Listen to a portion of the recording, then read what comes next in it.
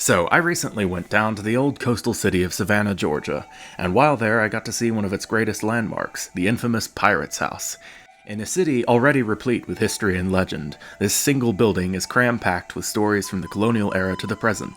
Built in 1753, the old house perches on the hill just overlooking the seaward Savannah River, and is said to have served as a tavern for centuries, drawing a crowd of sailors, townsmen, thugs, smugglers, privateers, and most excitingly, pirates. A set of tunnels running under the house are marked as a means of shanghaiing drunken sailors out into outbound boats moored in the river below. Today, the old tavern is a popular restaurant, and has been quick to use the Sea Dogs for its theme. Go there, and you can find the walls bedecked with pirate regalia, or browse a gift shop stocked with pirate shirts, pirate flags, pirate coins, pirate books, pirate hats, pirate candy, pirate hooks, pirate eyepatches, pirate swords, pirate chests, pirate magnets, pirate coffee cups, and yeah, you get the picture. One favorite tale is that Robert Louis Stevenson himself was inspired by this tavern while writing his pivotal pirate novel Treasure Island, and the restaurant today even displays some early copies of the book in celebration of this story. In Stevenson's yarn, the old buccaneer Captain Flint is said to have died in Savannah, and the pirate's house is suspected to be the very place where he passed away, raving with fever in an upstairs room. The restaurant's proprietors, and some guests apparently, claim that the place is still haunted by the ghost of Captain Flint, whose last words can still be heard echoing in the timbered ceilings. Darby McGraw. Darby McGraw. Fetch off the rum, Darby. And if you believe in the ghost of a fictional pirate, you are a very smart person and more people should be like you. Captain Flint wasn't the only pirate said to have made his mark here. According to some local tour guides, both Blackbeard and Captain Morgan loved to visit Savannah. Captain Kidd and Blackbeard both hid treasure somewhere in Savannah, and Captain Kidd may have cooperated with the city's less honest merchants to fence his ill-gotten goods. Even the notorious pirate women Anne Bonny and Mary Read are said to have put in an appearance in the old city, possibly even setting up a tavern of their own. Who knows? Maybe that tavern would one day become the Pirate's House. And if some of you pirate buffs out there are thinking this all sounds too good to be true, it's because it is. Pretty much every story I've told so far is demonstrably false. Except the gift shop part. That's still there, don't worry. First off, Savannah was founded in 1733. Captain Henry Morgan died in Jamaica in 1688. Captain Kidd was hanged for piracy in London in 1701. Blackbeard was killed in battle with the Navy in 1718 off the coast of North Carolina. Mary Read died of a fever in a Jamaican prison in 1721. Anne Bonny, whose death was a mystery for many years, was lately discovered to have died in Jamaica in December of the year Savannah was founded. As you can see, the dates just don't line up for any of these guys to be paying Savannah a visit in their lifetimes, and there's no evidence to indicate that Robert Louis Stevenson came here either. In fact, Treasure Island never says that Captain Flint died in an inn, it just says he died in Savannah. So there's no real reason to think that the Pirate's House inspired Stevenson, other than the fact that it sounds cool, I suppose. So, the pirate history of Savannah is just made up. Complete bosh that's been fabricated and hyped up for tourism. That's it. There were no pirates here, ever. End of story. Or is it? The legends being loudly proclaimed about Savannah's brush with the greatest rogues of the golden age of piracy may not be true, but there are other stories. Bits of a diary here, scraps of a newspaper there, all lend hints and whispers which have largely fallen by the wayside in favor of bolder, more fanciful tales. But the truth is still murmuring just below the surface, like some forgotten relic in the briny waters of the Savannah River itself, and the secret history of Savannah's pirates is there to discover for anyone willing to dive deeper. The truth is, there were pirates here, and we're going to meet them. This is the untold story of the Pirates of Savannah. Interestingly enough, the very first encounter with pirates in Savannah's history took place at its very inception. In 1733, the English philanthropist James Edward Oglethorpe led a band of settlers, lately taken from debtors' prisons, to the New World to found the colony of Georgia in the name of King George of England. Oglethorpe's ship, a three-masted galley called the Anne, was nearing the coastlines of the New World when a strange vessel appeared on the horizon, a ship flying no flag. According to the journal of one passenger, the crew and company were alarmed by its presence, being unsure if it were a pirate or a ship of the Spanish Costa Guarda. The fact that the mystery ship swiftly changed course and came rumbling toward them did nothing to ease their suspicions. Oglethorpe decided to stand his ground, and he ordered all the men upon deck and the small arms to be brought up, and the women and children to keep below. The ship's captain, Thomas, ordered the cannons loaded. The other ship came uncomfortably close, now flying a Spanish ensign flag, upon which the captain opened fire. After firing 2 cannons, they saw the suspicious ship lower its topsail, apparently no longer interested in getting any closer. The pilot aboard the Anne, a sailor familiar with these coastal regions, claimed to recognize the ship and was able to confirm that it was indeed a pirate, adding that the sight of dozens of armed men standing on the galley's deck was probably what had scared these buccaneers off. The writer of this record also takes time to note the bravery of the women, who prepared to take part in the fighting by helping keep the ammunition coming up to the top decks, as well as the conspicuous lack of courage among some of the men, who had earlier been noted as noisy, bullying fellows, and who were not to be found on this occasion, but skulked in the hold or between decks.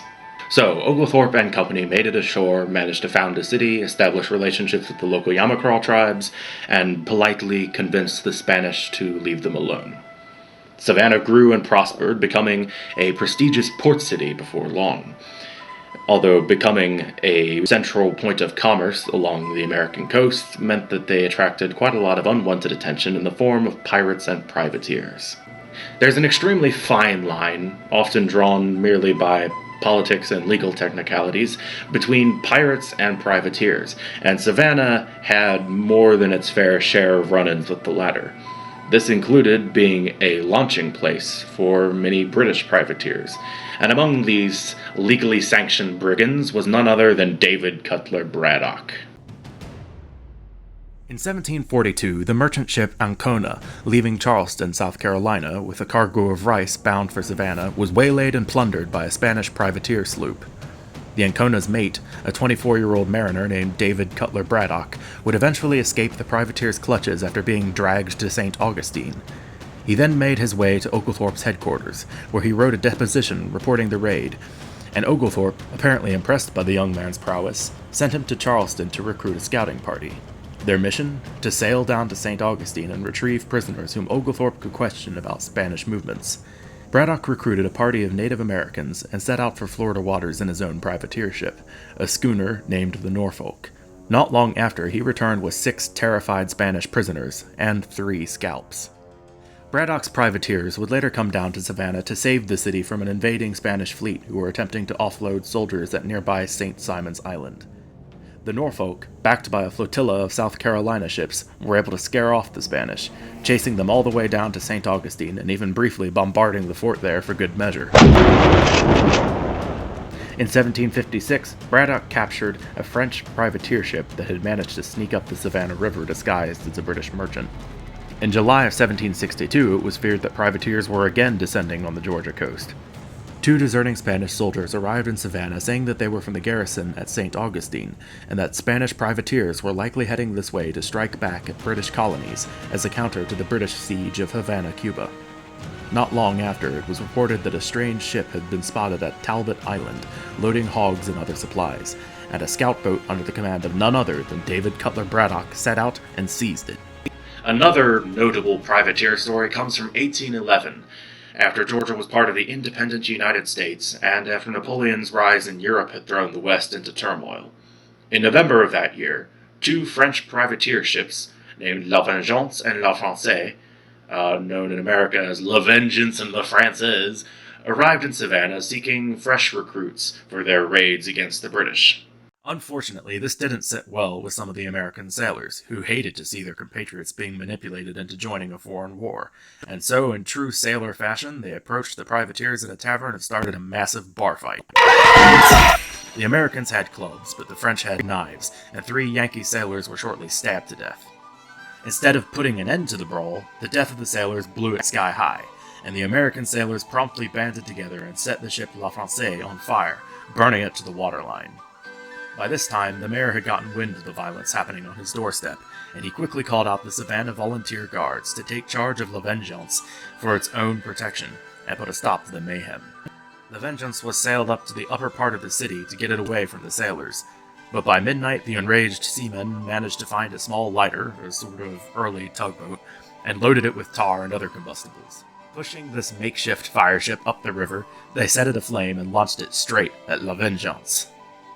The city guardsmen aboard the privateer ship couldn't bring themselves to fire on their own countrymen to stop them, and so had to abandon ship. The flaming boat drifted closer and closer to the French ship, closer and closer, burning ever hotter, getting nearer and nearer, until... Yeah, that happened. On shore, the brawl had gotten uglier. A large contingent of the privateers had holed up in a storehouse by the docks and shut themselves in, but the American sailors, still out for blood and now joined by some citizens of Savannah, broke into the building. Guns came out, and several people were shot. At last, the military put its foot down, and over 100 rioters were arrested. The crews of both privateer ships were held in jail until November 20th, when most of them would be released without charges. 11 Americans were indicted for their part in the violence, notably the fatal stabbing of Chateauque, the captain of La Française. In total, 7 men, 4 Americans and 3 French were killed in the action, with many more wounded. The French government was outraged at the destruction of their ships and the murder of the sea rovers under their service, and soon instructed the French consul to leave the city in retaliation for the odious encroachments committed against the flag and subjects of His Imperial Majesty. The French didn't declare war, don't worry, but that's another story. Savannah's commerce would suffer from multiple pirate and privateer attacks on ships leaving the mouth of the Savannah River, but not all the city's officials were above profiting from piracy too. The year 1818 would see an infamous case of this, which would become a literal Supreme Court case, which handled the definition of piracy in American law, United States versus Clintock.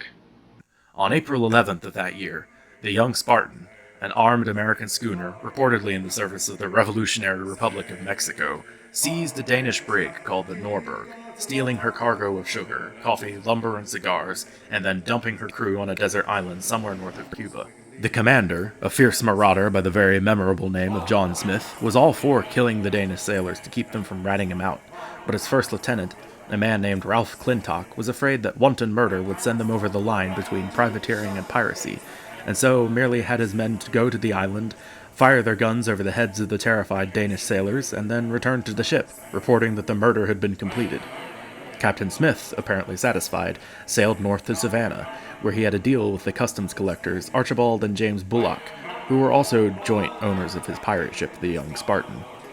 Unfortunately for him, his piratical antics would become so severe by this time that the Spanish ambassador to the United States wrote a complaint to John Quincy Adams, who was then Secretary of State, complaining that the ravagings of this American pirate working for Mexico were getting out of hand.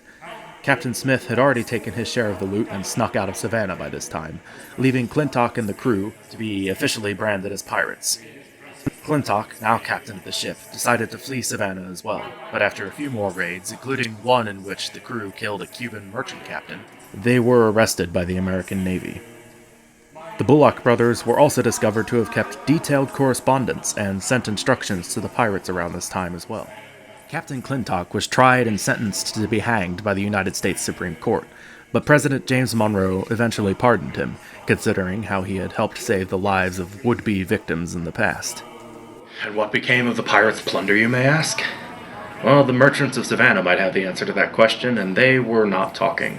The Bullock brothers, those dishonest customs collectors from before, were also able to get away with it as well.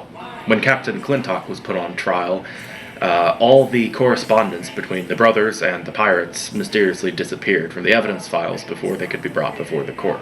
No one really knows how this happened, apart from possibly the court clerk, who just happened to be Archibald Bullock's brother-in-law. Honestly, this case deserves its own video.